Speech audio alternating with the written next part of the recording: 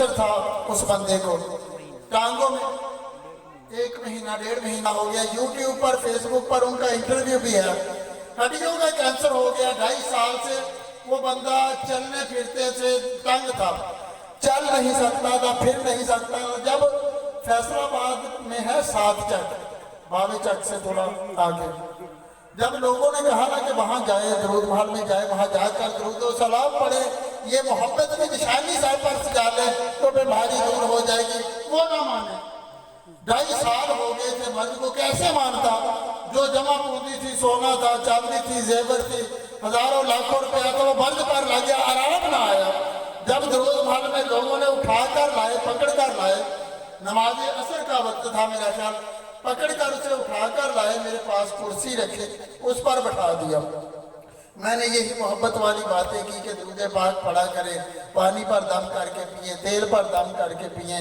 میں نے بھی دل کی تسلی کے لیے تیل پر دم کر کے دے دیا، لکھ کر دے دیا کہ درود و سلام پینا ہے، گلے میں بھی درود و سلام ڈالنا ہے، بازو پہ بھی باندھنا ہے، تیل میں بھی باندھنا ہے۔ وہ چلے گئے۔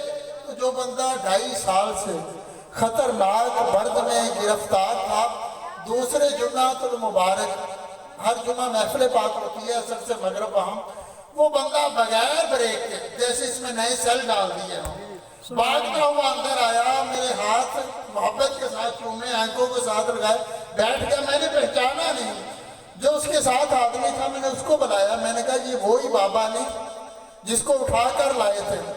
کہنے لگا کہ یہ وہی بابا ہے۔ میں نے بابے کو بلایا، میں نے پوچھا کہ اب طبیعت کیسی ہے؟ کہنے لگا کہ نام محمد کا صدقہ رب کائنات نے میری بے جان ٹانگوں میں جان ڈال دی ہے۔ سبحان اللہ، صلی اللہ علیہ محمد۔ میری ٹانگیں کام کرنے لگ گئی ہے، میری بیماری جاتی رہی، پیسہ بھی کوئی نہیں لگا، پیسہ بھی 1 روپیہ نہیں لگا، دوائی کوئی نہیں کھانی پڑی، نام مصطفیٰ کا صدقہ رب کائنات نے نقش نعلین پاک کا یہ تاج سر پر رکھنے کی برکت سے ساری پریشانی ایسی دور کی کہ اس کو دیکھ دیکھ کر درود و سلام پڑھنے والوں کی ادھر لائن لگ گئی۔ سبحان اللہ۔